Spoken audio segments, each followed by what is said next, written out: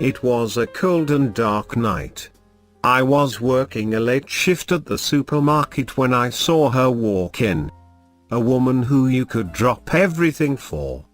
And I did.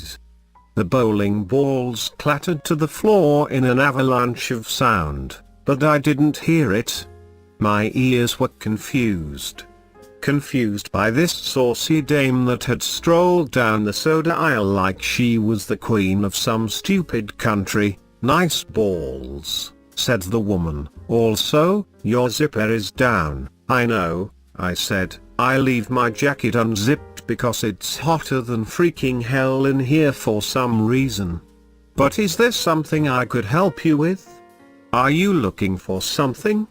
I asked these questions innocently enough, but I knew that this woman was trouble. The state of distress, not the board game. "I am looking for something, actually," she said. "The milk. I can never seem to find it." I couldn't help but think, what an idiot. Did she even look at all? But then I realized that she, in fact, hadn't looked at all. I was her first stop.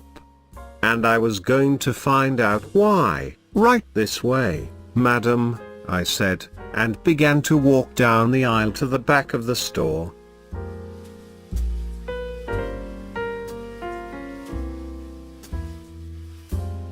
"Here are the milk coolers," I said, pointing to the coolers that every store has in the back that are super duper easy to find unless you're a gigantic moron. "Excellent," she said. "By the way, I didn't get your name." "Why would I give it to you?" I asked. "It's mine, and I'm sure you have one of your own." "Yes," she said, "I'm Susan." "Ah, I see your name tag there on your jacket." "Jack, is it? Got a last name?" "Of course I do," I said. "Do I look like I lived in biblical times?" She looked at me with an intense gaze, and then simply said, "Jack Spade." And then, after an awkward attempt to pull a gallon of milk out of the cooler that I was standing in front of, she walked away and into the night. After paying for the milk, of course. Glory be, I thought to myself. This woman knows me. She knows my full name. But what did she come in here for? Just to meet me? Assess me?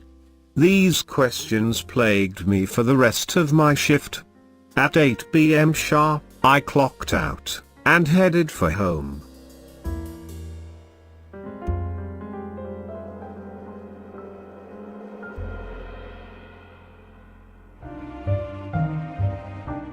Once I had entered my home, I knew something was afoot.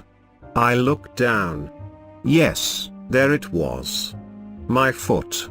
Making my way to the bedroom, I removed my work uniform and slipped into something more comfortable.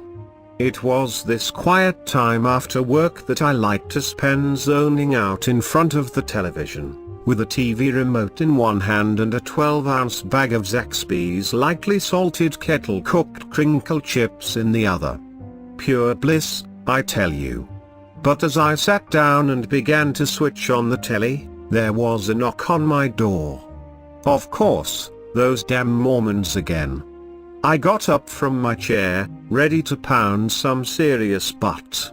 Fists clenched, I opened the door, and there she stood. "Susan, hello," she said. "Remember me?"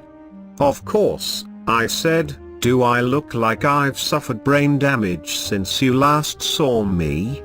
"Yes, actually," she said. "Well, you're wrong," I shouted, and slammed the door on her stupid face. I regretted it instantly, and reopened the door to see Susan about to burst into tears. "I'm sorry," I said. "It's just been a long day." "What did you want?" "I have a case for you," she said. "If you're selling suitcases, I'm not interested," I said. "No," she replied, "I'm in need of a detective to solve a case, but I'm not a detective." I said, well, you are now, she said. Oh, I said, okay. I'm your man. Now, what's the case?